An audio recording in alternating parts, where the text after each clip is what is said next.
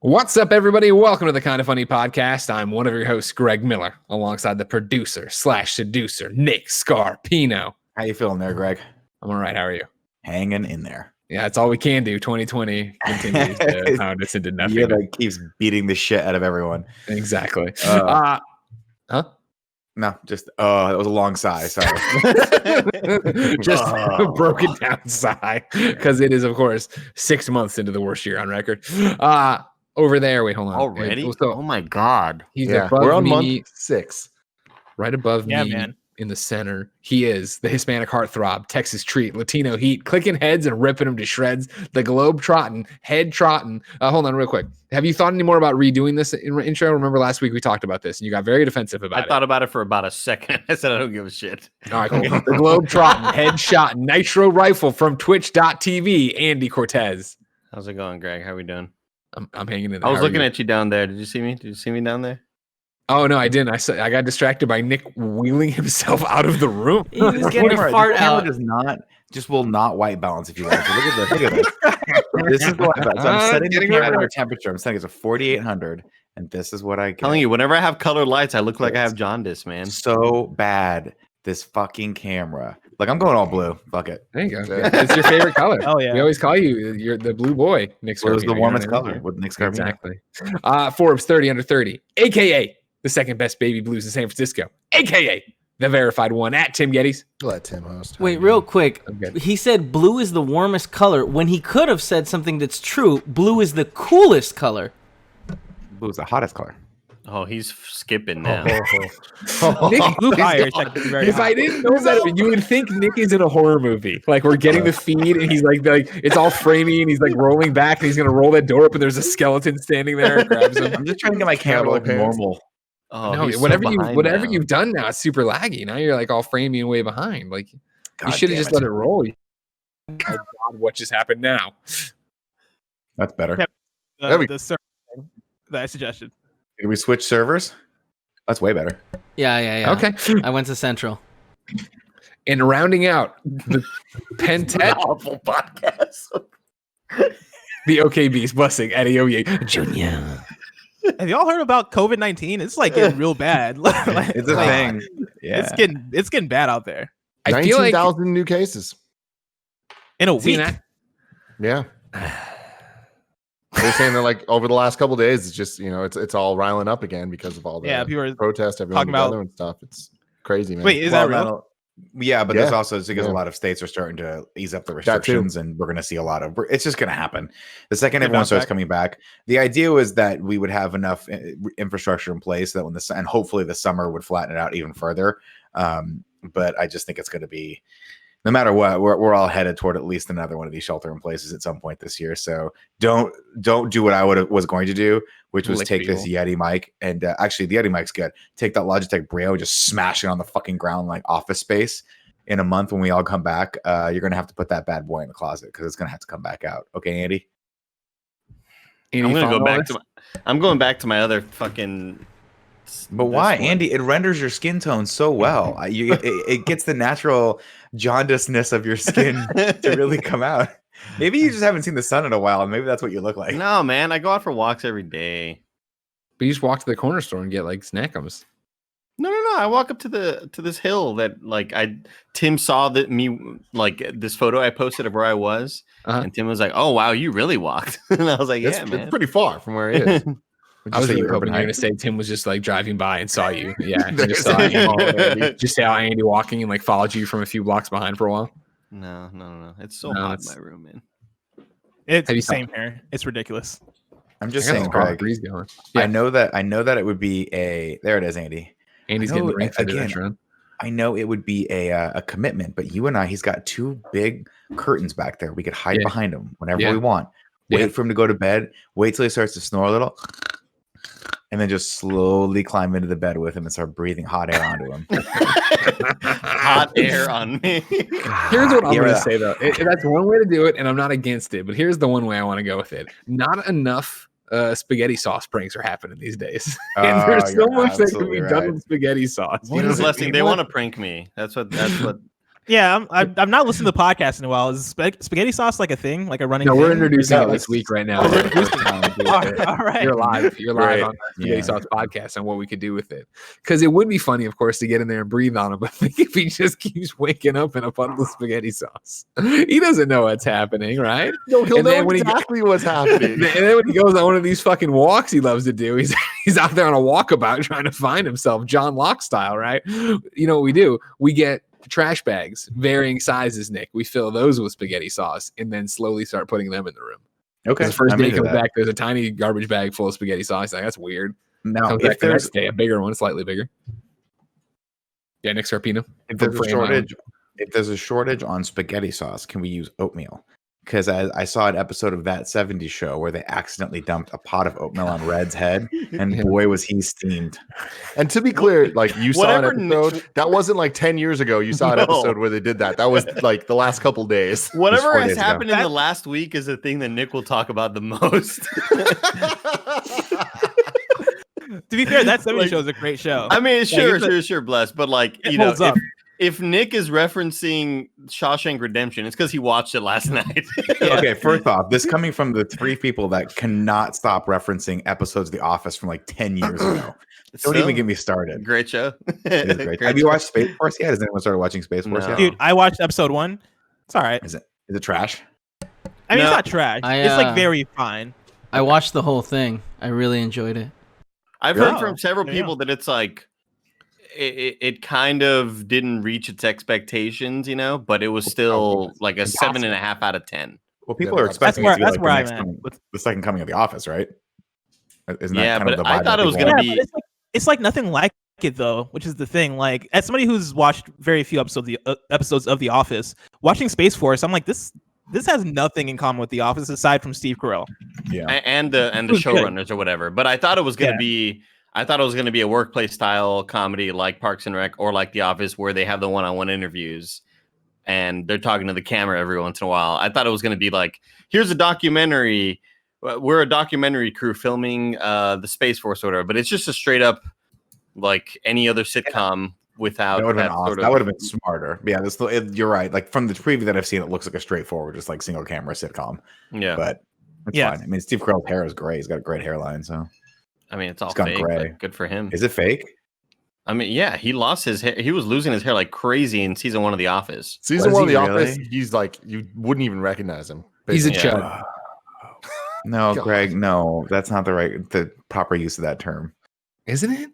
Google Chud, the movie Chud, and look at the poster for it. That sounds like a product that they're selling for like a thermos. Real quick, what wasn't it that they put a bunch of product in the hair? That's why it looks so thin in the first season. I thought we were talking about Chud. I was like, I don't remember Chud's hair. He was just losing. No, Steve Carell was just losing his hair. Cannibalistic humanoid underground dwellers. That's the Chud here. They're not staying down. They're not staying down there anymore. Is the tagline. Well, that's a dumb tagline. They're gross looking. No, there's another tagline here that says we can't hold them back anymore. That's better. Greg, look up Chud Dad 2. from Home Alone is in Chud. Look up Chud 2. Is that Panic in Manhattan? No, Chud 2. Bud the Chud. Chud 2, yeah. Bud the Chud. Yeah, there he is. All right. Their first mistake was stealing a corpse. Why does that sound like something Greg would do? My first mistake was stealing a corpse. Their first mistake was stealing a corpse. Their second was waking him up. Tim, can the title of this episode be Kind of Funny Podcast? Our first mistake was stealing a corpse. No. Oh man. Ladies and gentlemen, this is the Kind of Funny Podcast. Each and every week, 4, sometimes 5 best friends gather on this table, each coming to talk about whatever it is that's going on in their lives. If you want to bullshit with us, you can head over to patreon.com/kindoffunny. You, of course, can submit your topics for the show. You can get the show ad-free. You can do the exclusive post show that is only available on patreon.com/kindoffunny. Of course, if you have no bucks to toss our way, it's no big deal. You can get each and every episode on youtube.com/kindoffunny podcast services around the globe each and every week. Different kind of episode, I would assume, this week. Housekeeping for you first, I guess. Thank you to our Patreon producers, Mohammed, Cameron Reagan, Kieran O'Donnell, Yeah, I got that. Steve Powers, Julie. Their first mistake was stealing a corpse. Steve Powers, Julian, the gluten-free gamer. How did you know that? Why is Chud 2 on your mind? Me? Yeah. I just Google it, and then I saw the image. I didn't believe Delaney the Chud was Twinning, real. Lee Polero, Dr. Farmer Mike. Is that a new one for anybody else? That's a new one for I've never me. heard that one. It's Yeah, I don't James. know how We you have the can new be both a Patreon doctor and a page. farmer. No. I know that. I know. Let me. I'm sorry. Yeah, there's a lot. I don't mean is it. I know that it's a new name for the Kind of Funny podcast. I mean, like, has he been supporting the morning shows and I didn't see him? No. Because Dr. Farmer Mike sounds like a. But name that's gonna here we stand go. out and Here what it is now. Here's what it is now. Dr. Farmer Mike, attorney at law. That's what it is now. All right. He's covering everything. And then Connor Nolan is back. Remember Connor Nolan, everybody, from the earlier show? Kono. Yeah, no, Connor Kono's Dowell, best. remember? Kid I went to school with, Damn you, remember? Greg. I God grew up damn with you, that kid. Greg. Now we're just calling him that. The joke made no sense the first time. It Bring makes it back. sense that I went to school with a kid named Connor Dowell, and Connor Nolan's name reminds me of that. So now Connor Nolan's nickname is Connor Dowell. Okay. Blessing, does that not make sense to you? Not at all. No. All right, and that's the show. Now we're into the thing. God, this fucking year, am I right? Yeah, it's kicking man. it. It's kicking us up in the ass, man. Shit. I can't believe it gets worse every day somehow. And we thought the pandemic would be enough, but now we're in a civil war. I mean, getting ahead of it here, the headline of this video is Black Lives Matter, because Black Lives Matter. And with everything that's going on right now, it's like we need to talk about this and continue to talk about this. I feel like we've always tried to, put our money where our mouth is and, stand up for what's right. But it's more important than ever now. And it's truly inspiring to see how many people are unified with all of this and trying their best, trying at all.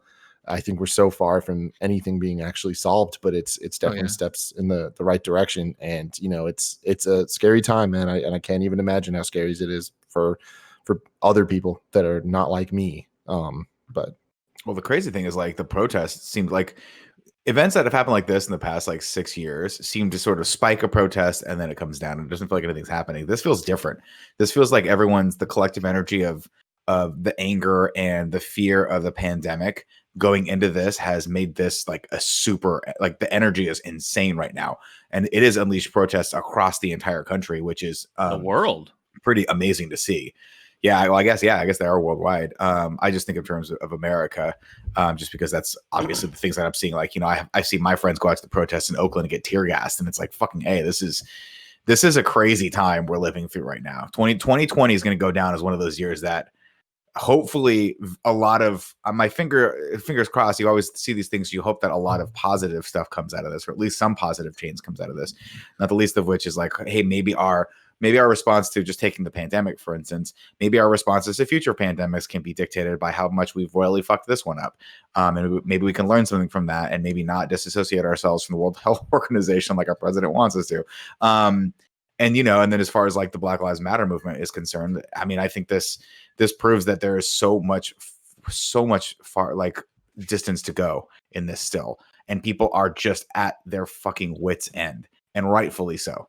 Like, seeing protests go for a week across the entire nation on some level, it's terrifying, but on some level, there's a part of me that's like, yeah, that's what we should do. That's what people should be doing right now, because this is ridiculous.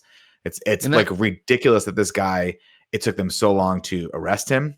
It took them so long to figure out. Now they're still going back and forth as to whether or not they should bring charges against the other 3 cops. And I'm like, that shouldn't even be a question. Like, why is any of this a question? But so, of course, if you somehow missed it, of course, May 25th, George Floyd was murdered in a suburb of Minneapolis, right? They call it a community, Powderhorn community. I'm not familiar enough with the Minneapolis breakdown there.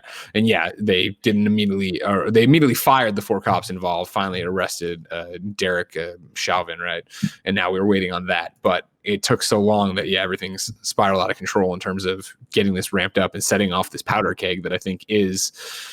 it has been brewing for so long, but I think has been influenced so much by this pandemic that we're all locked up. You're all there. And obviously, is fueled by years and years. I mean, hundreds of years of this shit happening, let alone the fact, whenever we talk about this and people bring up, like Kind of Funny is afraid to take a stand, or Kind of Funny doesn't talk about serious issues, or this issue even, I always go back, right? That, like, I had to look it up, but I remember the Ferguson episode of the Game Over Greg show, August 25th, 2014.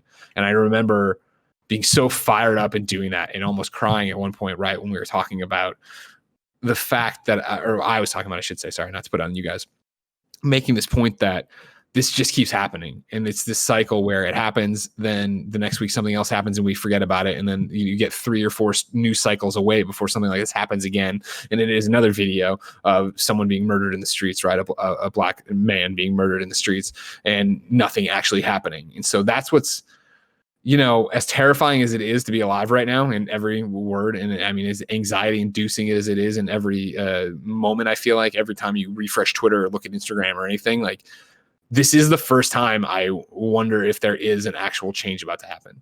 Like, if we can actually do something here, because I do feel like, obviously, with a Ferguson, with Black Lives Matter, with all the movements and all the black men who have been killed by police officers, right?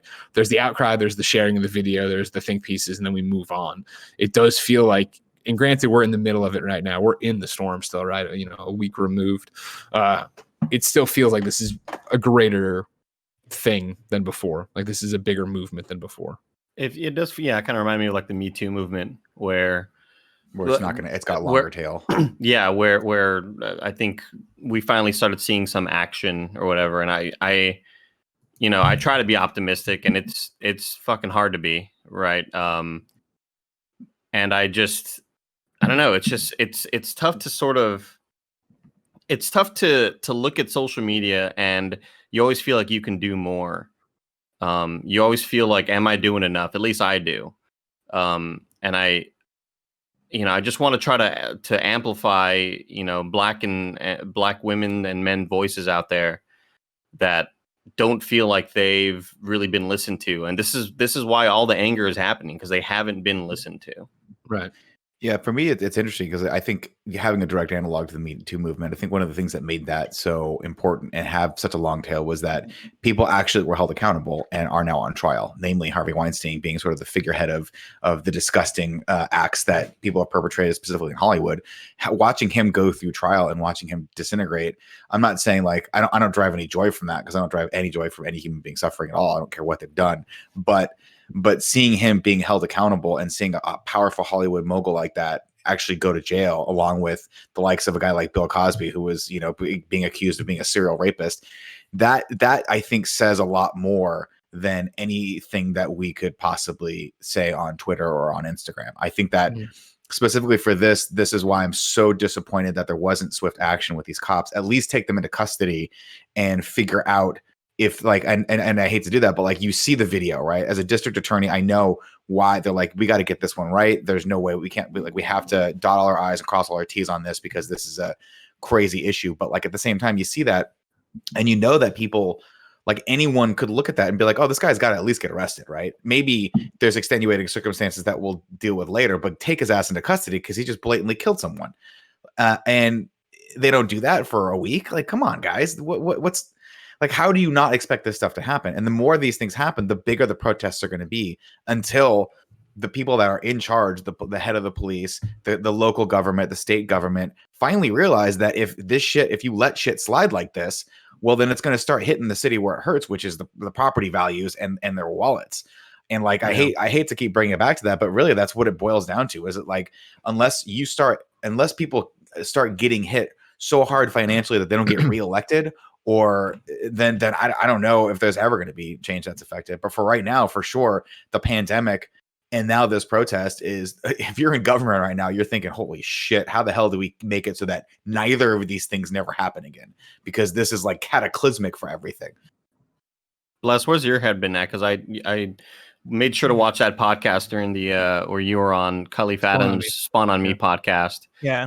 And I listened to maybe like 75% of that. And I just thought it was so, like, it's one of those things where you think you may know the experiences. You think you may know what black men and women go through every day, but you really don't unless you fucking listen, Yeah, it's been an interesting week to see everything unfold, especially on social media.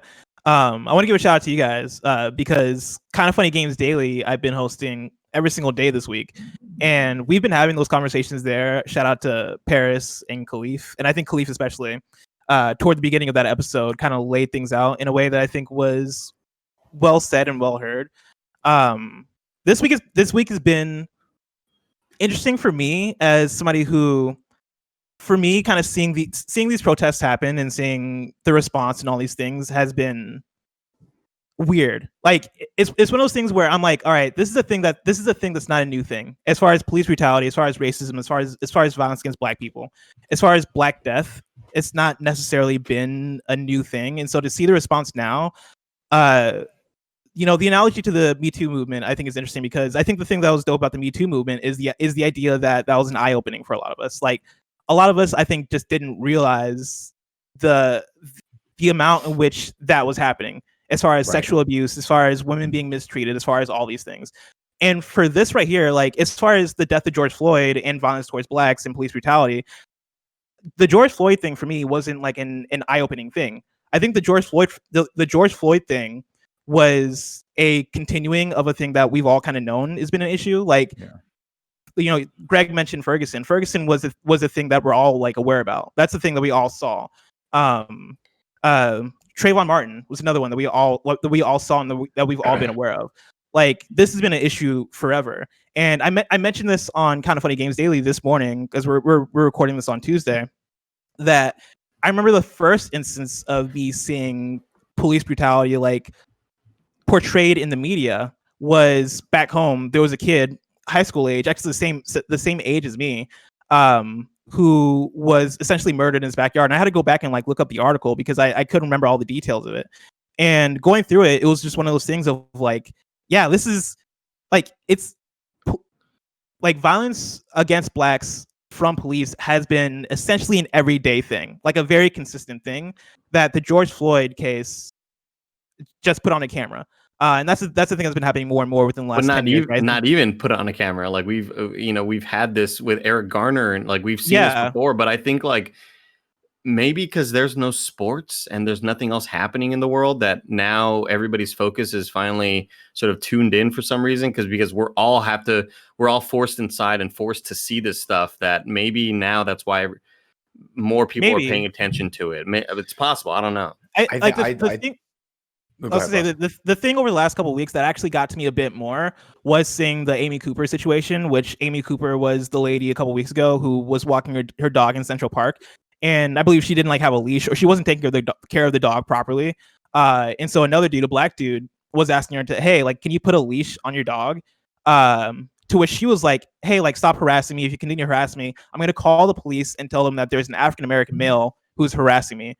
And he started being aggressive. Like, yeah, who was being aggressive towards me. Yeah. And, he keeps asking her like, hey, just put a leash on your dog. And he starts recording.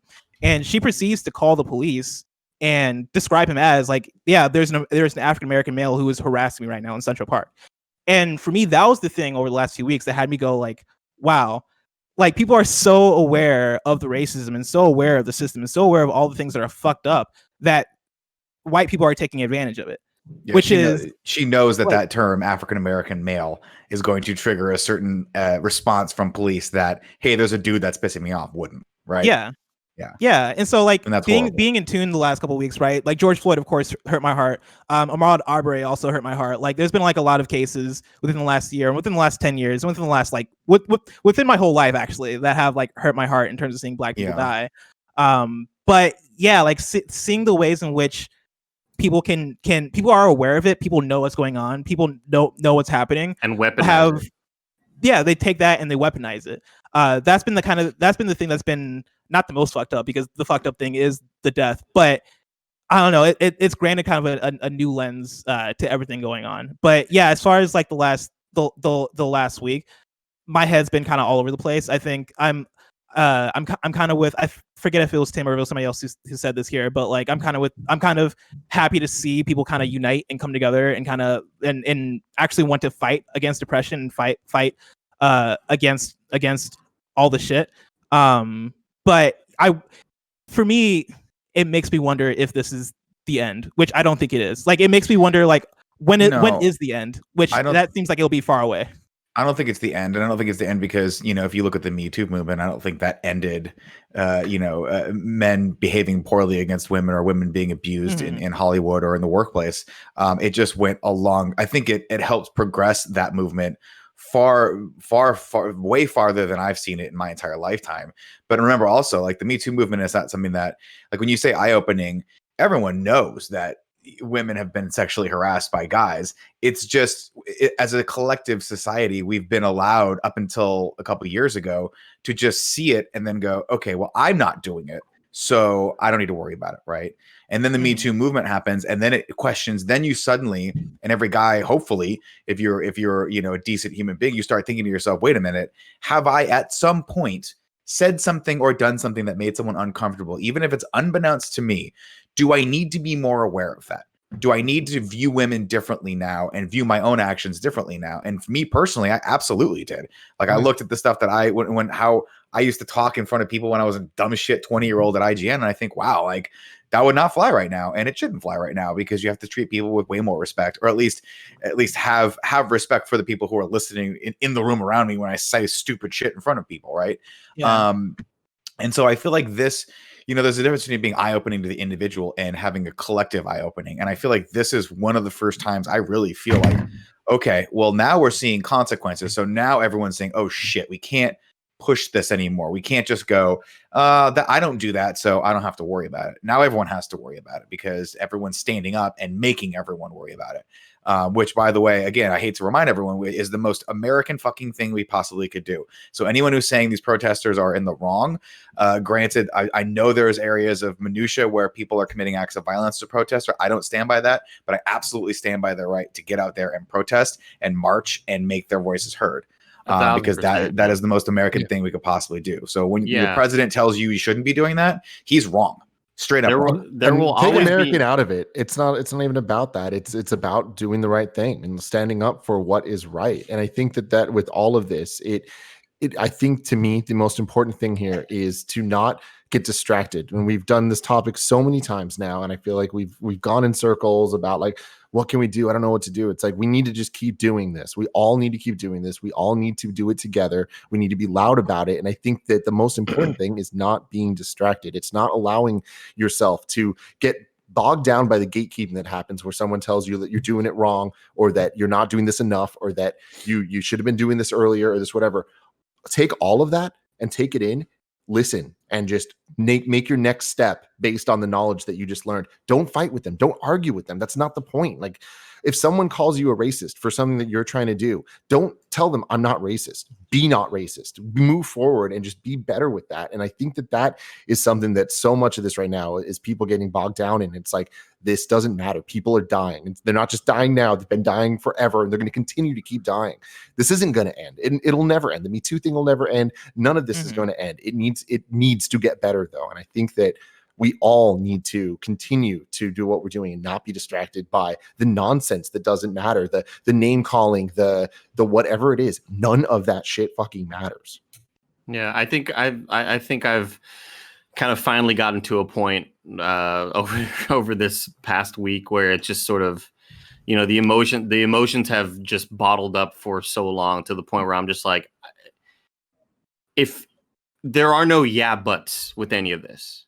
There are no, yeah, that black guy got killed, but no, there's none of that. Like, if it's straight up, if you're not with us, you're against us. And I don't want you a part of this if you're not going to be together, like, if you're not going to be, like, if you're not going to be preaching the same shit that we've been, I don't know, man. It's just so tough. Like, I don't want you a part of this community if you feel a certain way, Well, I mean, I feel like people have a range of emotions, and I the one thing I don't like is that I don't like seeing people not, like, afraid to discuss the minutia of some of these issues, right? Like, obviously the big issue comes down for me is when people start talking about the police, and I am not of the mind that all police are bad, because that just can't possibly be the case. What I am of the mind is that some police do bad things and aren't held accountable. And to me, is what's up, Bless? How do you guys feel about the phrase "all cops are bastards"? Because that's like a thing that's been circulating around. It's been a thing. ACAB. I don't know. I mean, that's the first time I'm hearing it, but it doesn't sound like a very positive term. I'll put it that way. No, not at all. To me, it goes back to the distraction stuff, man. And it's just like we need to not get caught up in the shit that doesn't matter. And like, there's like, and shit that doesn't matter. This minutia and stuff. It's like to me, that's the thing. stuff. Yeah, but to me, like, go ahead, Les. Well, the phrase "all cops are bastards." If I understand it correctly from the things that I've honestly, like the main source was actually a TikTok that fucking broke it down in a way where I was like, that's interesting. But it's not necessarily meant to imply that all cops are bad people. It's essentially saying that the system is broken. The systems that the cops are meant to enforce is a broken system. That was brought up with racism in mind. That was brought up with imbalances of power in mind, and the cops are enforcing those systems. And so essentially they are enforcing a bastardized system. All cops are bastards. That's essentially where the phrase comes from, as far as I understand it. Yeah, whenever people talk about that to me is the thing where I'm like, don't get distracted by that. And if you're a cop and you're being called a bastard, you need to think about what you're doing. You need to really think about your actions, because don't get caught up in being called names. Who gives a fuck about these stupid ass names? Bastards. Who cares? Don't be that. And if you believe you're not, then you're not. You're doing it right.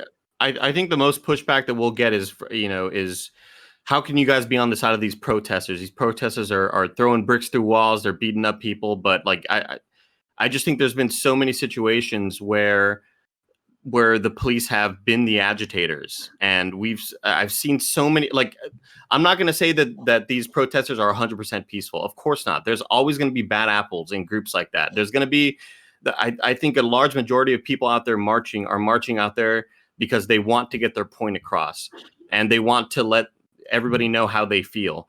But there's going to be a small percentage of people that are just there to incite violence, that are just there to fuck shit up and throw bricks through windows and try to start fights and stuff. And then what eventually happens is people are getting fucking tear gas and shot with rubber bullets and getting their eyes knocked out and getting shot on their front porch or through their windows, like, or on their balconies, like.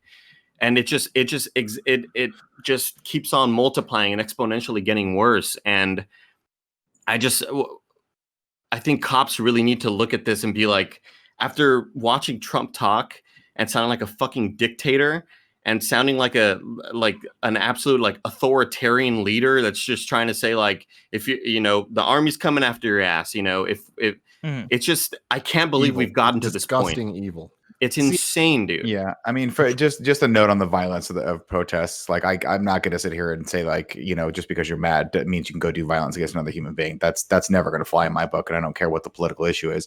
But like, again, I think it boils down to, if you're going out there and your purpose is to do violence, then you should be held accountable for that as well. If you're a human being and you attack another human being, I don't care if you think your cause is just. It's not cool. Or if you have a badge. Or if you have a badge. I was going to say the same goes for the cops, right? You cannot. Yeah. That is like at the core of our legal system. It should be about, if you break the law, you go to jail. And and for a lot of people who are wondering why there's frustration, is because that is not necessarily that core fundamental of our legal system doesn't necessarily apply to everyone. And that's not cool. Right. Yeah. There's two things that I think about this week that really annoy me to the point where, like, I can't deal with it. It's one is that, looking at this video, it should not be a question that these guys were in the wrong. Right. I mean, granted, they've had people come out and say, oh, he had a medical condition. He was this, he was that. OK, but you're still having 4 people's body weight on one person. And the guy was asking for help for 8.5 minutes. And this is what kills me, is that if I felt like I am in a place of as an American where I feel like the police are here to protect and serve me. But if I didn't feel that way, and not everyone feels that way, that would be terrifying. It would be terrifying to pay taxes and to have people out there who are supposed to be looking out for me who aren't held accountable, and they can just come in and hurt me whenever they want. That's where the frustration comes from. That's where the fear comes from. And that's unacceptable. That just has to be stopped. And the way you stop it, unfortunately, is you have to stop protecting bad cops, and you have to put good cops out into the field, preferably from the community in which they are serving and living, hopefully, and get them out there and make it so there's not this perpetuated institutionalized racist fear where every time it's us versus them, quote unquote, of us being the cops, them being the citizens. And I think a lot of cops I talk to think about it as almost war, and it's like I don't know that it should be thought of like that, because that frames your mentality in such a a ones and zeros sort of like black and white issue, and it's not. It shouldn't be that way.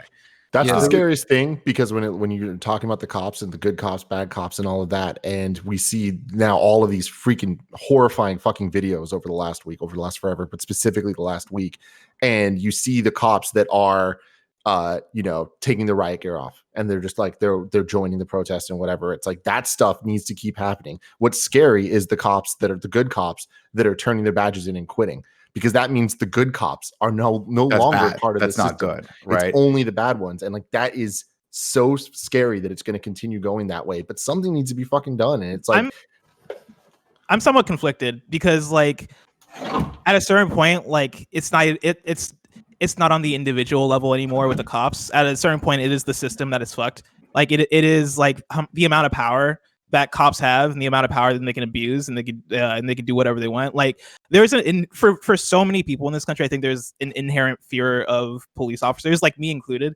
Like most of the encounters that I've had with police officers at this point have been less than ideal, right? And I'm not just talking about like getting tickets or whatever, because you can give me a speeding ticket if I was speeding. I don't care. Like, do your job. But like and I've talked about this on podcasts, specifically Spot On Me podcast, but there have been moments where I'm hanging out in my neighborhood, right? Picking up, actually I talked about this on my stream, but like, one of the cases I think of is, one time I was hanging out in my neighborhood picking up my friend Huey being one of my best friends at the time, right? Asian dude, taller than me, way taller than me, boxer dude, bigger than me. Obviously, like, I'm not a threat to him whatsoever. We lived in the same neighborhood. I went to pick him up, and I remember him coming to my car and being like, "Hey, what's going on? What's going on back there? Like, what's up with like the car parked behind you?" And I was like, "Wait, what? What's going on?" Looked in my mirror. There's an officer. The officer then approaches us and asks like, "Hey, is everything good?" And specifically like talks to Huey like, "Hey, like, are you good? Is everything good?" And me and Huey are both like, "Yeah, like we're fine. Like, what's up?" And he's just like, "Cool, I'm just checking." And he goes away, and it's like, me and Huey looked at each other like, what just happened? Why is this officer approaching us? And it wasn't until like halfway to our destination where we're like, oh yeah, you just got profiled, right? Like that's one case. Another case being, I remember hanging out with another group of friends, and people were kind of wilding out. It was like 9 p.m. It was dark. We were on campus, and I remember being approached by police officers because we're having a little bit too much fun, and they're essentially coming through to tell us to like chill, calm down, quiet down, yeah. And for some reason, we're essentially in a parking garage, because we're about to head home. And for some reason, the officer comes to me specifically, like approaches me specifically, and threatens to like search my car for weed and search my car for drugs if this continues. Me, who at that time, right, I was like 18 years old, was a college kid who was attending church, who would never touch a drug, like, was very confused about why that was happening to me specifically, as opposed to all the white people I was hanging around. And it's always a thing where I think back to it, and I'm like, oh, okay, I get it. Like there are quite a few situations like that I can point to why cops are not trusted by so many people. And like for me, it's not even necessarily on the cop. Like, cops as individuals are whatever, right? Like I remember I have a family friend that's a cop. 2014, my house caught on fire. He was the first person to show up to my home in order to check up on us, because he recognized the address and he wanted to make sure that we were good, right? Like that's a good person, right? That's a family friend. That's somebody who I appreciate. But at a certain point, the system is so fucked that I kind of understand cops being like, "Yo, I'm gonna resign because like this is wrong," right? Like we're serving like this government organization that like is fucked, right? Like all of us here know that Donald Trump is fucked. Donald Trump sucks at his job, should be fired, right? Like all of us know that, and all that stuff trickles down in a way where you look at what we have now, you look at the systems that are in place, you look at the systems that have been in place since this country has been established, right? And those systems are still in place. Like, it's one of those things where I don't know what the exact answer is. And to kind of what Tim was saying earlier, right? Like, I don't know if there is an end to it.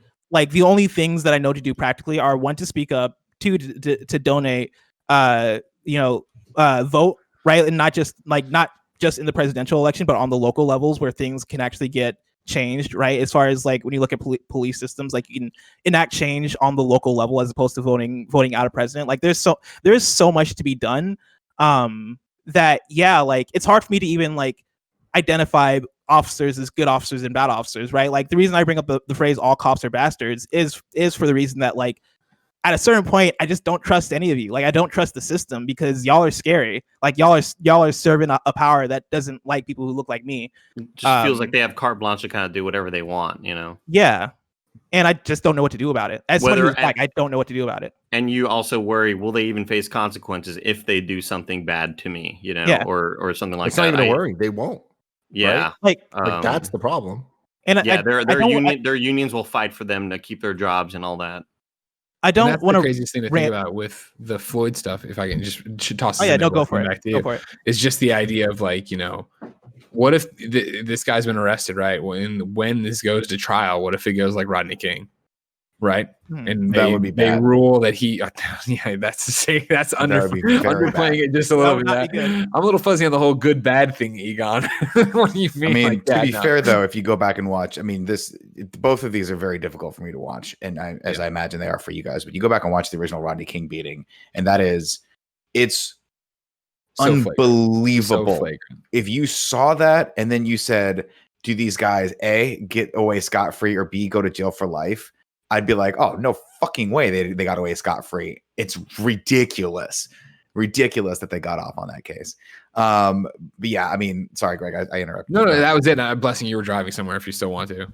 Yeah, like I didn't want to like get into a point where I was like ranting the whole episode, but like to reference the shooting from back home, right? Like this was when I was in high school. This is happening in 2009. I had to look up the article because it was one of those things where as I was saying it on the podcast, I was on KFGD this morning. I was like, I gotta look that up because that was like a wild thing that I didn't realize was actually like a signifier for a larger issue that was going on. But I found the article. And the kid's name was Kewan Carrington, born in 1994, died in 2009, 15 years old. He was born July 14th, 1994 in Champaign, Illinois. So that would have meant he was born in the same hospital that I was 12 days after. And so like take that for what you will. I'm pulling this article and I'm going to read this article, and then I'm going to point to another article and read that one because like this is the thing that for me looking at today almost made me sick to my stomach. Right. Kewan Albert Carrington, 1994 through 2009. And this is looking back 10 years. This article reads, born in Champaign, Illinois on July 14th, 1994, Kewan Carrington was 15 years old when he was shot and killed by a Champaign police officer in 2009. The son of Rita Williams and Albert Carrington, he was a student at the Ready Program School where he enjoyed working on computers and playing basketball. Carrington's mother, Rita Williams, passed away from pancreatic cancer in 2008, and Rhonda Williams, his aunt, had welcomed him into her home. On October 9th, a rainy October afternoon, Carrington had forgotten his key to his aunt's house. His class for the Regional Educational Alternative for Developing Youth program was canceled for the day, and he had no other plans. Locked out of that home, Carrington and his friend, Jashawn Manning Carter, made their way to the backyard with hopes of finding cover to get out of the rain. A suspicious neighbor who noticed the teens assumed they were attempting to break into the home, called the police, and reported a burglary in progress. Champaign Police Chief R.T. Finney was the first to respond to the call and found the two boys in the backyard. Finney demanded that they get on the ground of the muddy yard, knowing that he and his friend had done nothing wrong. Kewan Carrington attempted to walk away. Finney reportedly grabbed Carrington, initiating a physical struggle between the two. When Officer Daniel Norbitz, a 14-year veteran of the Champaign Police Force, arrived at the Williams home, he did not know whether the boys were armed, but he drew his pistol as a precaution. Norbitz stated that he fired his gun accidentally. The bullet had went through Carrington's left elbow and into his heart. Within an hour of the initial confrontation, Carrington died at the Carl Foundation Hospital in Urbana, Illinois. And Carl also Hospital would be the hospital where both of us were probably born, right? And this went down, I believe, in Garden Hills neighborhood, which is a neighborhood that is literally down the street from where I grew up and where I live, right? I'm going to end that article there, right? Because that gives context. And I remember this happening vividly when I was in high school, 2009, because the whole school like did things for it, right? Like this is like a big case in my city, and I don't remember it making any sort of national news. This is one of those things where it was very contained to my area. And like this is before Trayvon Martin or Michael Brown or any of those, like any of the other bigger cases that we see now that we point back to. This was one that was very low key, that like not really many people paid attention to, but a case that is fucking tragic, right? An officer accidentally firing his firearm and killing a teenager, right? Who was the exact same age as me, was in the same school system as me. I'm now looking at this article from the News Gazette, which is like the newspaper in Champaign, Illinois. The article reads, the officer whose gun discharged, resulting in the accidental shooting death of an unarmed Champaign teen in 2009, received his final employment payments this year. And this is an article from 2014. The city has paid $423,697 to former officer Daniel Norbitz since October 9th, 2009, the day his gun accidentally discharged, resulting in the death of 15-year-old Kewan Carrington. The information was released to the News Gazette after the newspaper filed a request for the records under the Freedom of Information Act. Norbitz's final payments came this year when the city paid him a workers' compensation settlement of $132,944. He also received his final separation payment of $34,111 for vacation, personal, comp, and sick leave he had accumulated during the time he was employed with the Champaign Police Department. That brought the 2014 total to $167,055, the most of any year since the shooting. All the compensation he received since the shooting was payment to which he was legally entitled under either disability and workers' compensation laws or through the police union labor contract, City Manager Dorothy Davis said Wednesday. Norbitz has spent the past 5 years mostly away from the Champaign Police Department, but he continued receiving payments during that time. He was placed on administrative leave immediately following the shooting, but later returned to work and was assigned to off-street administrative duties. According to city documents, he was placed on duty injury leave in May 2010. At the time, then city manager Steve Carter cited stress-related issues as the reason. In May 2011, he began receiving workers' compensation, and that continued until Norbitz was approved to receive a disability pension in November 2013. So that's an officer who killed a teenager, right? Killed a black teenager. And essentially admitted that, hey, it was an accident. I didn't mean for my gun to get discharged. I didn't mean for that to happen. And then essentially got off work later and got paid for it. Got paid hundreds of thousands of dollars for it, right? And to this day, as far as I understand, is fine. As far as I understand, is like out there thriving. And so, like for me, looking at this, I look at the issue being a system that doesn't care about black people who get killed, doesn't care about black teenagers who get killed, doesn't care about black men who get killed, but does care about officers, does care about protecting the system and protecting the corrupt structures that are in place. And for me, that's kind of the takeaway for me for this week, right? Remembering the story and looking into it and understanding how fucking tragic it is and how fucking tragic everything is going on is. And so that's where I'll leave it for now. Yeah, and I think, I mean, to mirror that, right, obviously, like, in my opinion, knowing just the facts that you said, this guy should have been held accountable for that. If I accidentally drive over someone in my car, I don't get to just apologize and then feel bad about it. I go to jail, right? That's just how it goes. And so I don't think that should be any different for anyone in our country at all. And to the only silver lining I could say that's happened in the last week is that they did arrest the cop. Right. Mm-hmm. They need to, I don't know, as of taping this, I haven't read up on whether or not they actually arrested the other three cops as being complicit in it. I know they were looking at that. They said the DA was looking at it. But that needs to happen. Right. And they need to go to trial, and for sure they need to go to jail. If all the facts that I have right now are all the facts of the case, then to me, this is at least criminal negligence. But what about the other cops? You know, the ones that weren't involved with this, but that are involved in all the other stuff where, like, there's one video that is just absolutely horrifying to me, where it is the line, they're all on the grass, and it's a bunch of peaceful protesters that are literally just there. And there was the one black man who was trying to rally them together and was just being nothing but positive, talking about love, talking about loving the cops, being united, all this stuff. There's a line of cops in front of them, and this guy is just saying nothing but positive things and trying to unite everybody. And one of the cops just comes, grabs him, and pulls him into the group of cops, and he's arrested. Why? That's peaceful protest. That is what is supposed to be just totally allowed. It's like, at that point, it's like, arrest that cop. That cop did something that is illegal. You should not be able to stop somebody from peacefully protesting when it's fully fucking allowed. Yeah, and you know, obviously, I mean, you're right, absolutely. But I think as far as the movement is concerned, like taking it one step at a time and fighting the battles that need fighting immediately, right now is George Floyd, right? That is the case that there needs to be resolution on, and it needs to not be a repeat of what Greg brought up earlier, which is the Rodney King trial, which was largely like just unfathomable how these cops got off. To me, again, if police officers knew that if they stepped out of line, they were going to be held accountable for it, I think you'd see a radical change pretty quickly there, right? If I knew, I know beyond a shadow of a doubt, well, first off, I can't break rules because I can't lie. It's just impossible for me to do. But I know beyond a shadow of a doubt, if I break a law, I'm going to jail, right? That's just how it's going to go. I don't have the kind of money that can buy me out of this crap, and cops shouldn't have the kind of influence or union that should do it either.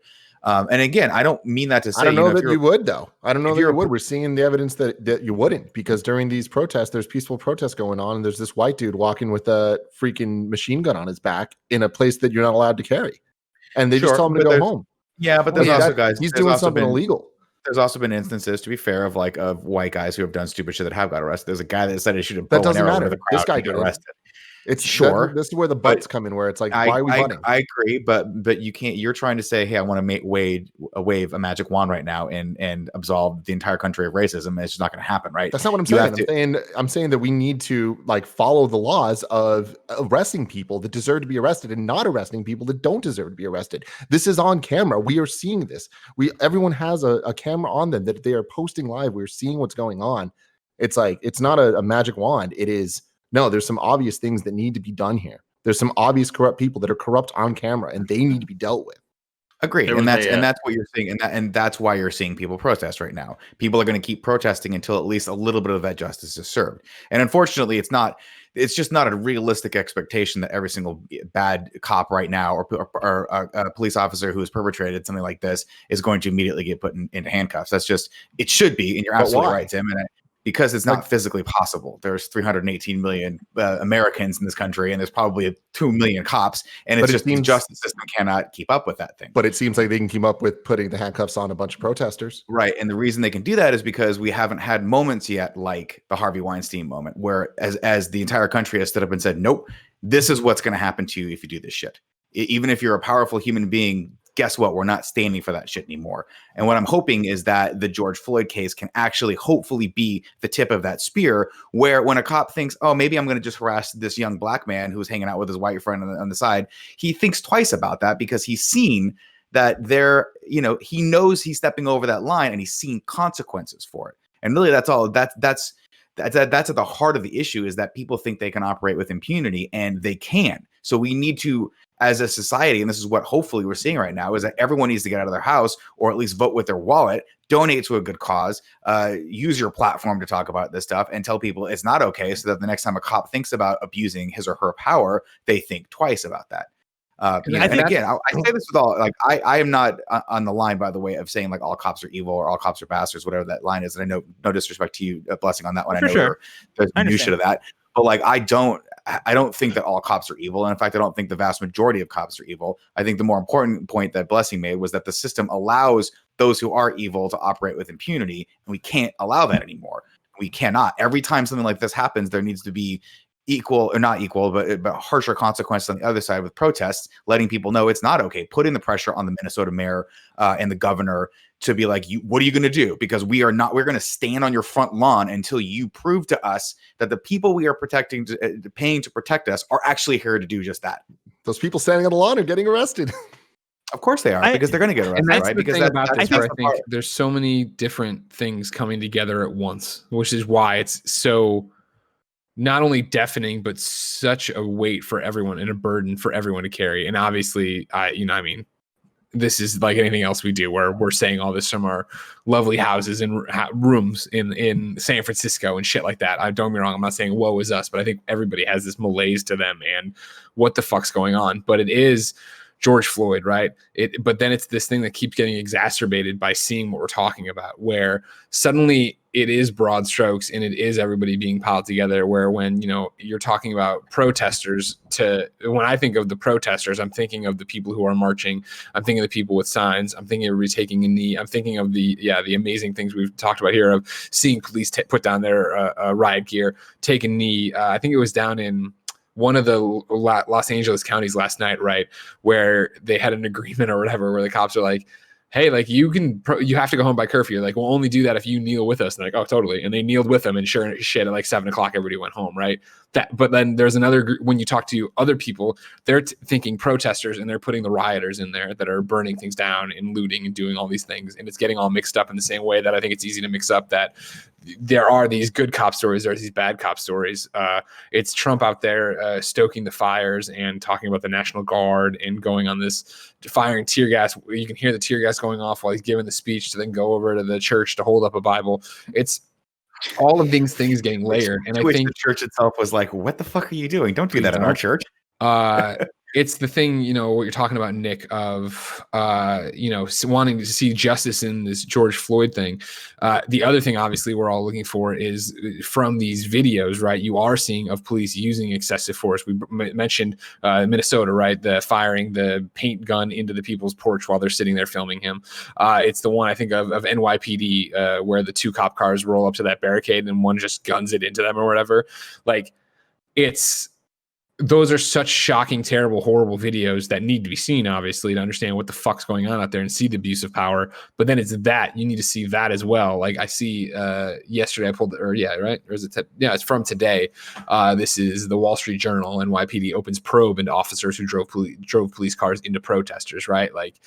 You need to see that, but you need to see it crack, and you need the names, and you need suspensions. It's the thing going around right now with badge numbers being covered up, and then NYPD saying that's because of COVID deaths, when in reality, is it? No, it's you trying to hide who's doing it.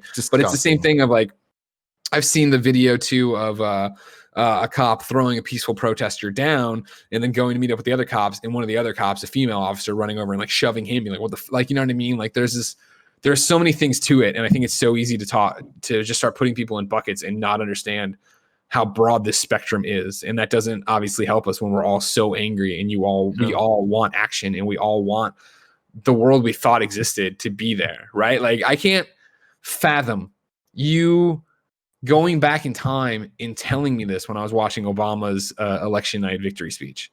Like, I thought, like, don't get me wrong, I didn't think racism was dead, but I thought we had just made such a progressive move in this country, right? And to sit there and be like, 12 years later, right? To be like, oh, hey, it's all falling apart. It's worse than ever. We have this more bigoted president than ever. Like, you know what I mean? Who's not like, he's sounded the klaxons to let everybody who wants to be a racist come out and do it. He's giving the speech specifically calling out the Second Amendment, so that the argument being then it reads into that, you know, the right to bear arms, so that his MAGA people will go out there and carry their arms in this thing. It's just like, Jesus fucking Christ. Yeah, like, it's all really bad fan fiction. I think that for me, that's part of what, like, I understand what you're saying with the Harvey Weinstein moment of we need that, but I don't even know if that's possible at this point with this specific issue, because with Harvey Weinstein, right? Like, I think for so many people, that was the point of us going like, oh shoot, this, like, for men specifically, like, oh shoot, this is way worse than we thought. Like, this is a thing that like we all perpetuate and just fucking like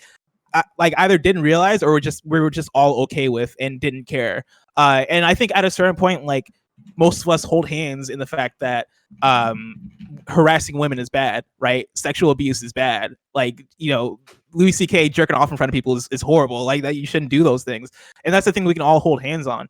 I think the thing about this issue specifically is the fact that I don't know if everybody holds hands on the fact that, like, Black Lives Matter, like the fact that policing is an issue. Like, police reform, there's still right? Like, police reform is needed. Like, there's still half the country that votes for Donald, or no, not say half the country, because I know there's fucked up shit in that, but there's still a percentage of the country that supports Donald Trump, and that supports the current state that we're in. And if I get out of my echo chamber of Twitter, right, where it is like a lot of people that look like me, a lot of people that tolerate what I have to say, and a lot of people that are probably more left leaning than right leaning. If I get out of my echo chamber, I'll probably see a lot of people that disagree with as far as like what people are fighting for with Black Lives Matter, you'll see a lot of people being like, no, well, actually the real issue, and this is our president actually saying, oh, well, the big issue right here is actually like the rioting and actually like all the looting that's going on. I think it was the LA police chief that said this week that like back to, by the way, but yeah, that said like the looters and the rioters are at fault. And I can't remember the exact quote, but it was essentially along the lines of those people are essentially at much as fault as the police officers that killed George Floyd. And it's like there are people there is a great percentage of people that think that way and that buy into that shit. And I don't like I think if there was a Harvey Weinstein moment, it would have happened years and years ago, right? Like Martin Luther King probably would have been that like that moment of everybody being like, oh yeah, this is bad, or like Ferguson or Trayvon Martin, or like the billion other cases that we've had that we've recorded and put online. Should have and could have been that moment. By the way, I'm not saying that first off to address a couple things that so people don't to understand where my head's at with this. There's still plenty of people out there, by the way, that during the Me Too movement were arguing the opposite side of it as well.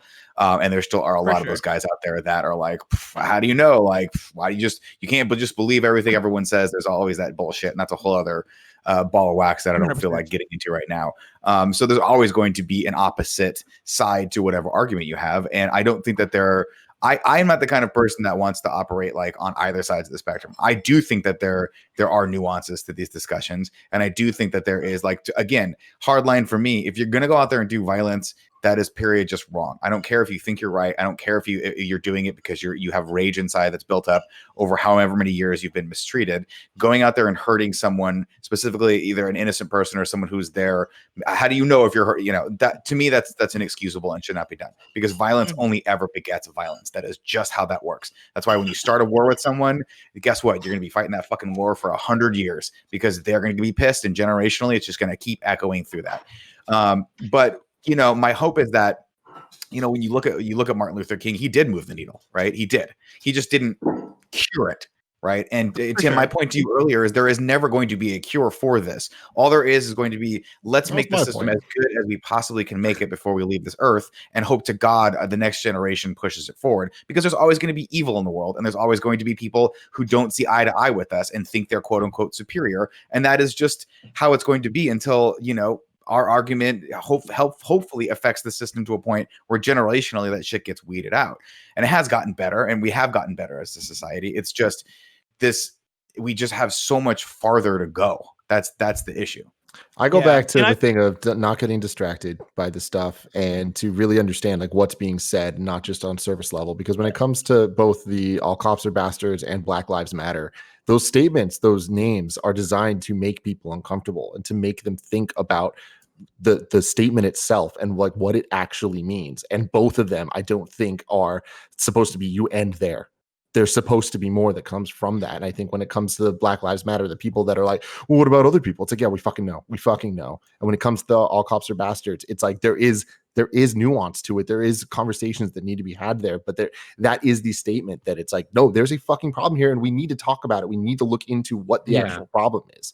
Sure. Again, that's the thing about this with this week, right? Of this and why it obviously is horrific, and I wish we weren't living it. But hey, maybe there is a change here. Maybe there is something that's going to happen. Is the fact that we're talking about it, right? Like, I think the fact that so many people are talking about Black Lives Matter, that are donating, are not afraid to say black man. And I know that sounds weird, but I mean, like, as somebody who, like, in college, AP Style taught me to refer not to assume Americans. So don't say African Americans, say black. But I know that then out there and in the real world, I would say that and get looks or whatever. And I feel like there is this thing of race is so taboo in our country in a way that, and especially from us and being, on a liberal side of things, it's more like you don't want that to define somebody. You don't want to talk about somebody's race and have that be a thing, right? Because you don't want to be one of the bad people.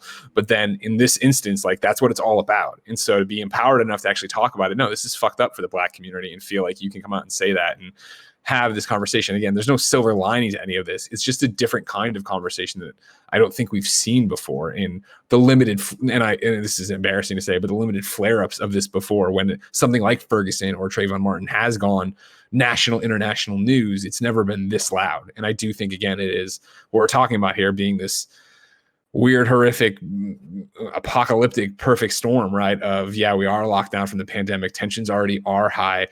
This happens this happens, and then not only does it happen, we see it escalate. We see it brings up so much. It brings up so much, right? We see them not get immediately arrested. They finally get arrested. We see the police marching through the street, and they are fucking. They look like they're goddamn future cops because they have all this crazy ass riot gear. And then it's the conversation of, wait, why the fuck can't we get everybody test for COVID then? What was the problem there? And it is this thing of literally 1 fucking month ago, right? I have the Boston.com article up on May 2020. Trump calls Michigan protesters very good people. And it's like, Donald Trump expressed support Friday for armed protesters who would storm the Michigan Capitol, demanding the state lift the coronavirus restrictions, as researchers estimate the coronavirus pandemic could stretch on for 2 more years. Trump tweeted Friday, "These are very good people, but they are angry. They want their lives back again safely." And then you cut back to the rhetoric and how he's been tweeting about this thing and how he's been talking about this. Antifa is a terrorist organization. Yeah, yeah, exactly. And like you can point to, because it is that thing of I don't want to fall into the same thing I'm trying to talk about, right? Of painting with these broad brushes and stuff. And like I'm going off of his tweets there. You can go read the speech he did yesterday, right? Where he's talking about doing this. And he is saying, I am your president of law and order and an ally of the peaceful protesters. And then he's getting into this professional anarchists, violent mobs, arsonists, looters, criminals, rioters, Antifa, and others, right? Like, I'm not trying to get into the minutiae here of like he's saying all protesters are bad. I think his actions speak louder than his words on this. His tweets speak louder than his prepared speeches. I digress, though, right? Like, there's so much going on at once that we're literally on a powder keg, and I do wonder what's going to happen. And it's that thing of trying to think of the past 2 days, right, have actually been on a shoot for the first time in forever. And that will be a topic for another time when we come up, just to talk about what it's like to be actually doing what my job is and part of our job, obviously this is our job, but what it's like to go off and film something like that in the new world, and not the new protest world, in the new COVID world of having a medic on site who temperature checks me as soon as I get there, who I never get within 6 feet of anybody. I'm miking myself. I'm doing all these things, a production that in past you would have had 20 people running around doing different things is now a skeleton crew of 5 people, 6 people with everybody else on a Zoom call noting. It was number 1, ridiculous. Number 2, inspiring that like, all right, even if this is how bad it is, we can work within CDC guidelines to make this happen, to do this thing, to make it something. But day 1 we were shooting, right, and we had to cut the shoot early because we were downtown San Francisco, and it was that thing of the sirens kept getting louder and louder, and then the helicopters would come by, and then it was helicopters nonstop. And to get out and get on the street and start to go home, and like 1 block away was the peaceful protest. This was in the daytime. It wasn't before anybody was doing any of the more, I don't want to say riot and stuff. There was some looting, glass breaking and stuff like that, but not like what we've seen in other places. I don't want to trivialize what you're seeing across the country, but like to get down and just look to your left, you're like, whoa, what the fuck is going on? Like, right, like we are in such a weird world right now of everything being on top of each other. It comes with mixed emotions too for me, especially when you see like windows broken and when you see riots happening on TV and you see looting happening on TV. Like that comes with very mixed emotions, because I definitely don't condone like violence, and I don't condone rioting, and I don't condone people go out there and fuck up property and all that stuff.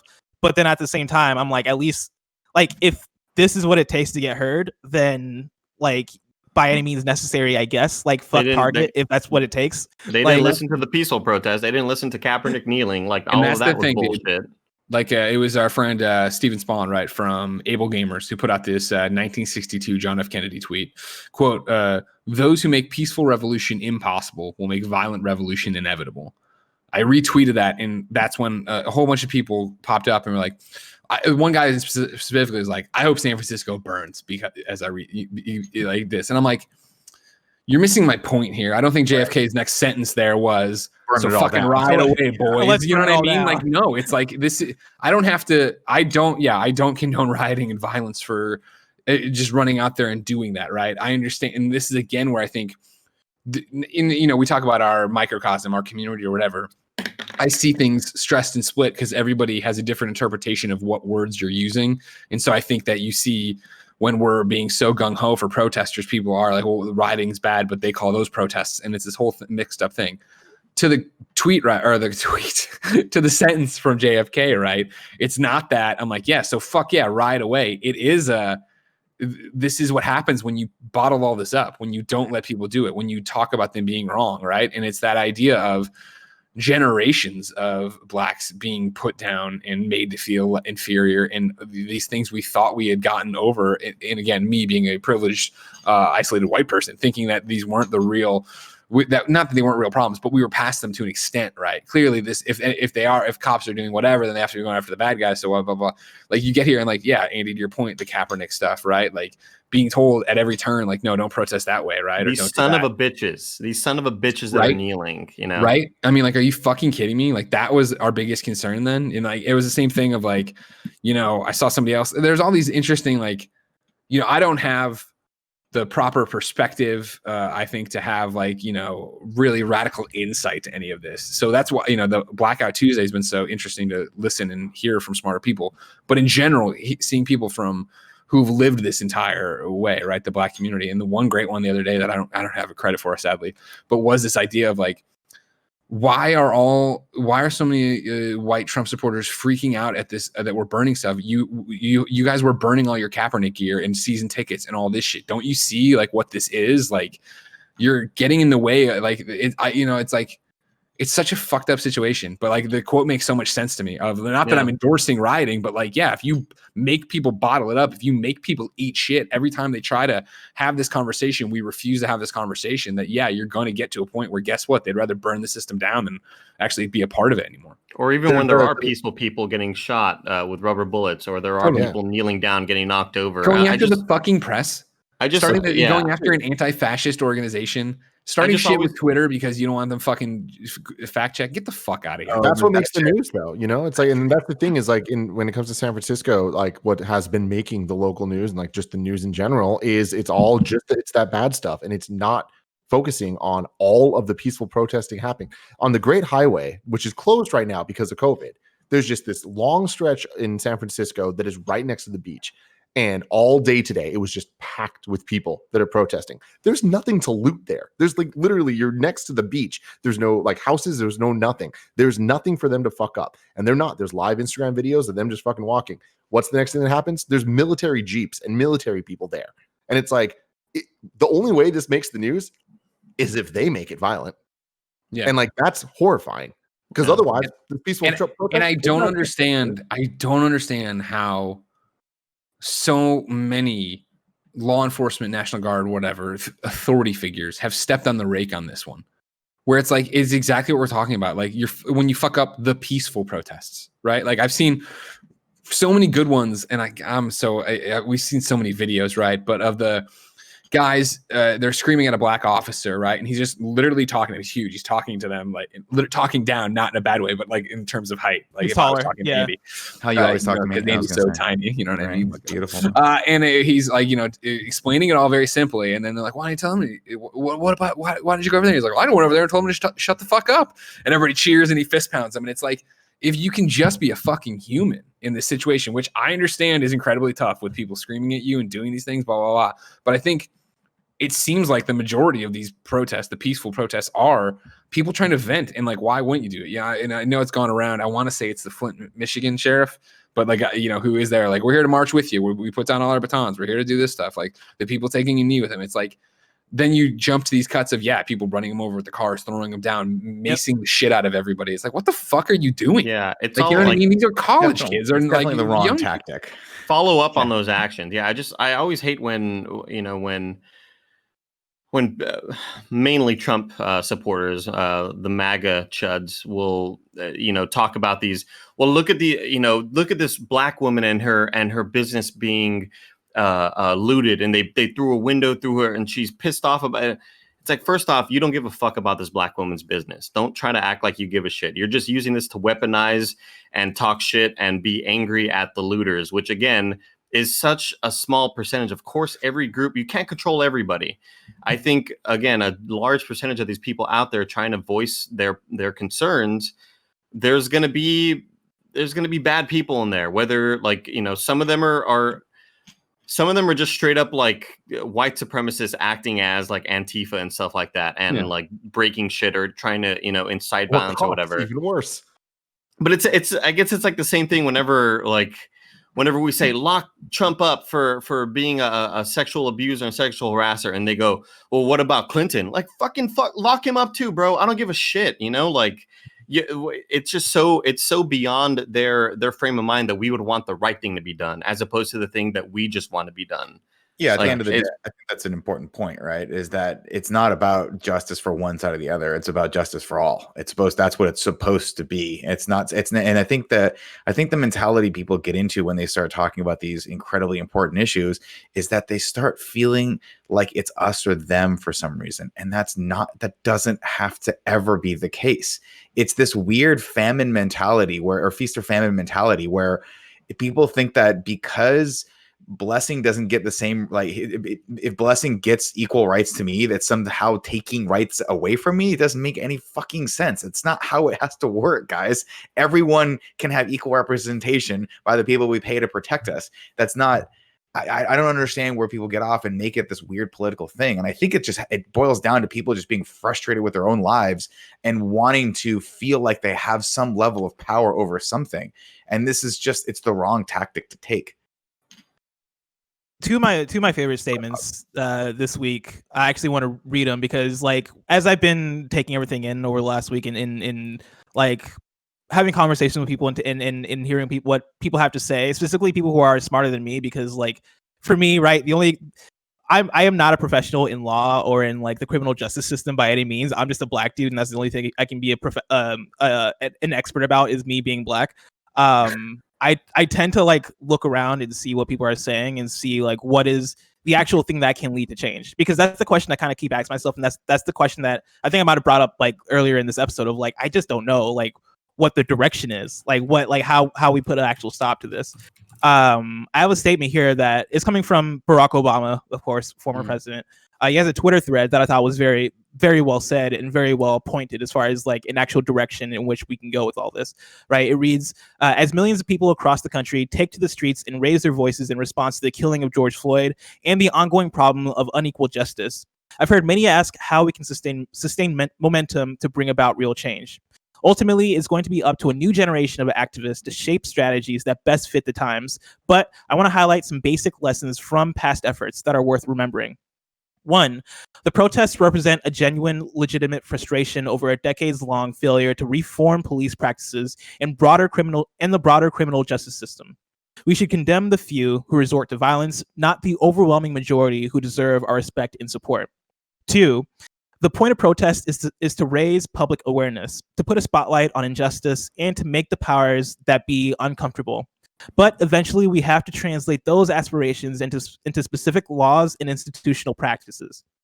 3, to do that, and I guess these numbers are to donate, or not to denote the actual numbering of the Twitter thread. I guess I don't have to read the numbers. But he continues to do that.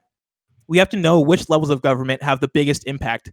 Changing the federal government is important, but the elected officials who matter the most in reforming police departments and the criminal justice systems work at the state and local levels.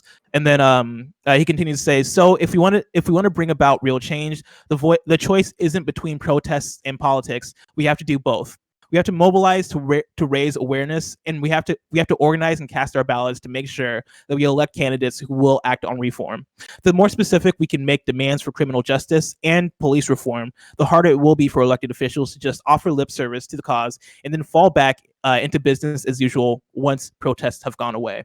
And he continues to link Obama.org if you want to learn how to further your action with it. But I think that last one I think is very salient for coming from Barack Obama, who of course was the fucking president, saying that the more specific we can make our demands for criminal justice and police reform, the harder it will be for elected officials to just offer lip service and then fall back into business as usual, right? Because that's the thing we see over and over again, and that's the thing that really frustrates me, seeing the cycle of Trayvon Martin gets killed. All right, let's all get angry about it. Ferguson happens, Michael Brown gets killed. All right, let's get angry about it, and then it goes away. It's All just right, like school cool. shootings.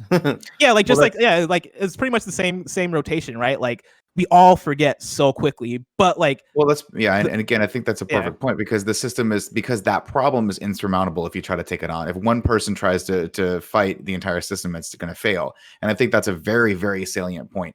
I think that and Tim, I think this is what I was trying to get across earlier, but I don't know that I was necessarily. It's just that we have to fight the battles we know we can win now that'll help move the ball down the field. And putting everyone in jail right now that's done something wrong in one of these protests is absolutely the right thing to do. But I just don't know if that's going to be tenable. I just don't know if we actually physically can do that right now. But what we can do is boil it down to, all right, well, let's make sure that the people who perpetrated this know that they're going to jail. And if anyone else is thinking about doing that, there are the same consequences waiting for them if that's going to be the case. And let's make sure the mayor knows not to protect these guys, or else he's not going to get reelected. And the same with the governor, and the same with the police chief of LA, who said this horrible thing that should not be forgotten, especially being from the chief of a place that has perpetrated the most egregious of all offenses. Can you imagine? Like, can you believe that that's the case? That it's fucking LA, like in California? Like, this can't, dude. I know, it's crazy. And granted, I doubt it's the same police chief from back in the day with Rodney King beatings. I'm sure. No, that makes it even worse. But yeah, you would, out of all people, you should not say things like that, knowing fully well the ramifications of what happened the last time that went down. But I think that was a really good point. And then to bring in the second statement, right? Like, a lot of brands have been talking, and a lot of we all talked about this on KFGD also this morning between me and Khalif, right? But a lot of brands have been speaking out and like saying things. And I think the ultimate takeaway from for me and Khalif was that, like, it's very easy to say things. It's very easy to like come out and have lip service, right? But the thing that we actually look forward to when brands speak is action. There is one brand that had a statement that fucking blew me away, and that is Ben & Jerry's. Ben & Jerry's statement on this whole situation is fucking crazy. They're no strangers to this shit, man. They're the GOAT. On their website, benjerry.com, they have like essentially like a blog page, right? And they posted with a huge image that says, "We must dismantle white supremacy." And they have a whole blog post here that I want to read, because coming from Ben & Jerry's, this is incredible. It says, "All of us at Ben & Jerry's are outraged about the murder of another black person by Minneapolis police officers last week and the continued violent response by police against protesters. We have to speak out. We have to stand together with the victims of murder, marginalization, and repression because of their skin color, and with those who seek justice through protests across the country. We have to say his name, George Floyd. George Floyd was a son, a brother, a father, and a friend. The police officer who put his knee on George Floyd's neck and the police officers who stood by and watched didn't just murder George Floyd. They stole him. They stole him from his family and his friends and his church and his community, and from his own future. The murder of George Floyd was the result of inhumane police brutality that is perpetuated by a culture of white supremacy. What happened to George Floyd was not the result of a bad apple. It was the predictable consequence of a racist and prejudiced system and a culture that has treated black bodies as the enemy from the beginning.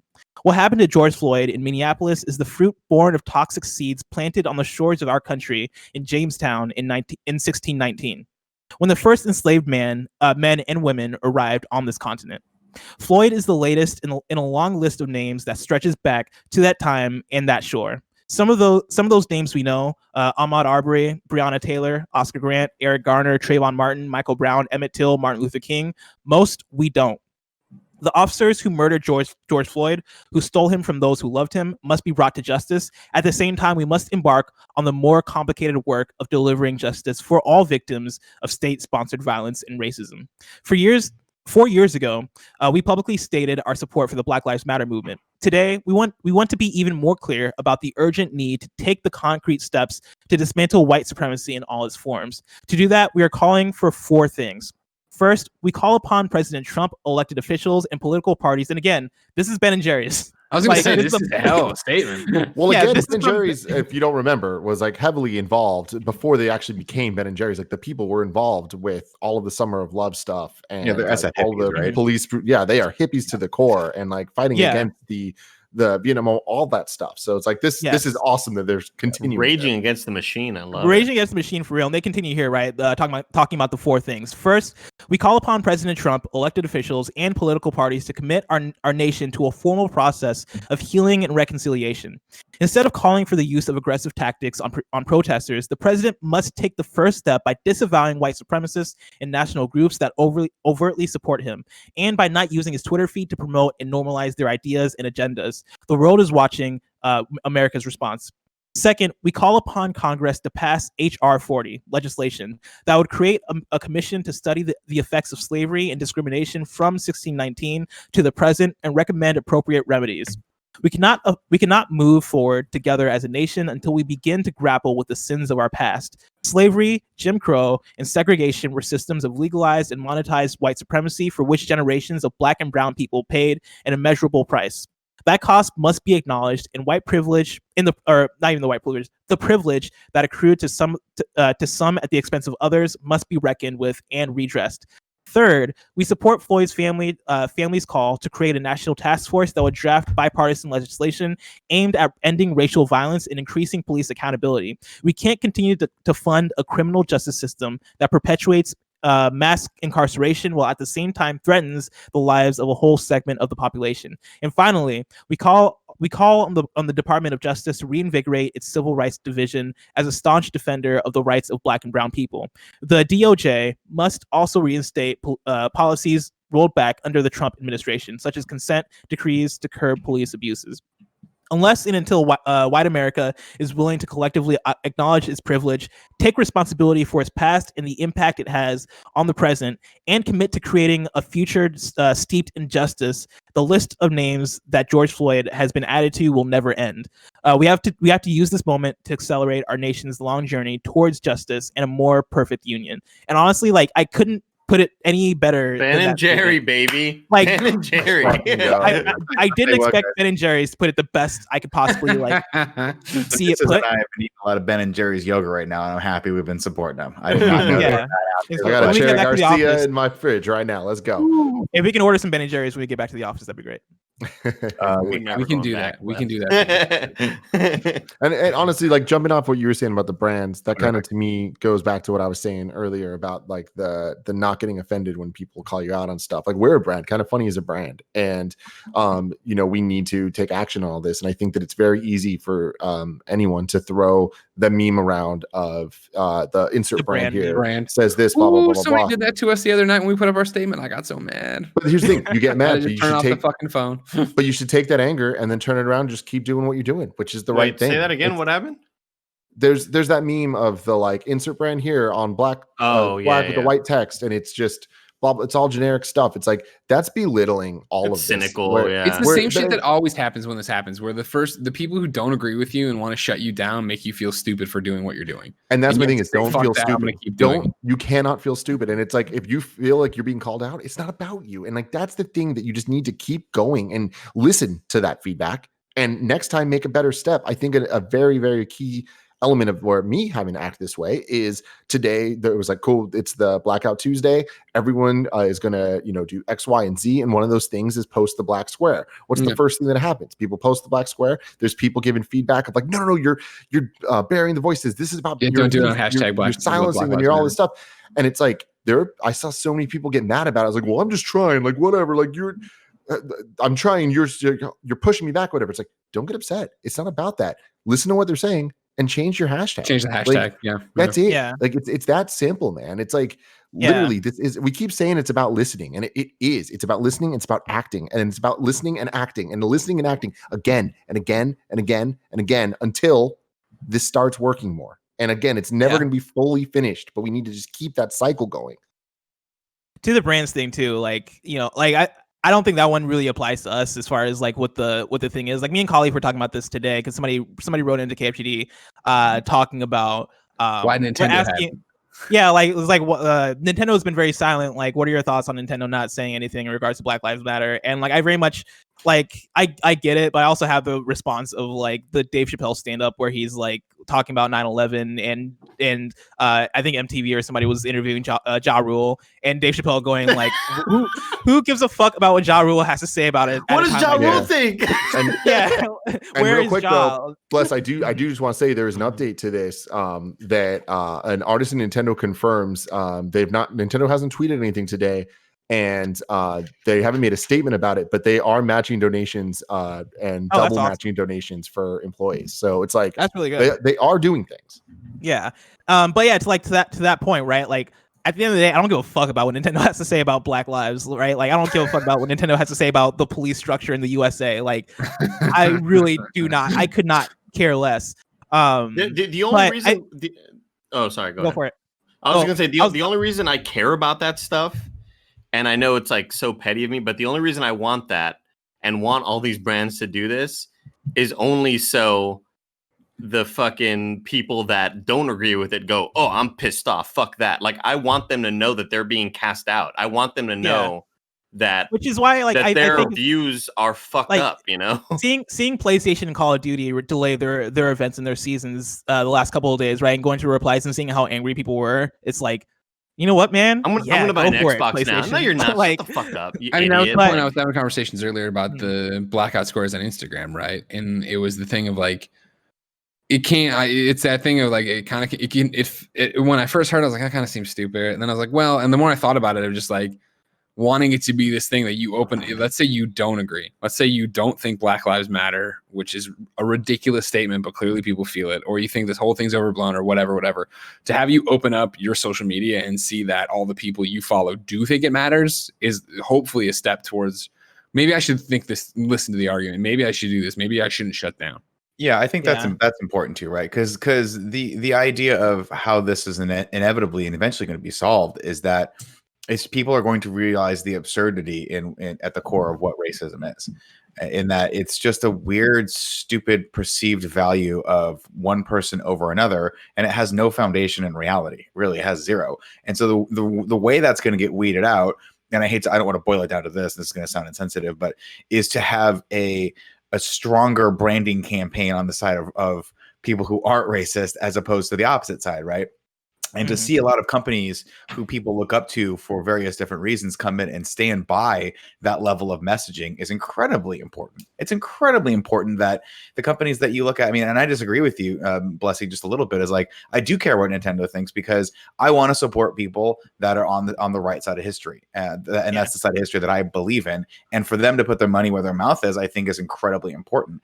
And I think that, like, because you have to look at how a lot of this stuff has been baked into generations. It's got to, at some point, and this is oversimplifying it, but it's got to stop being looked at as a positive thing if you're from a family of people who are racist. We have to change that image in the next, hopefully very soon, one to two generations if we possibly can.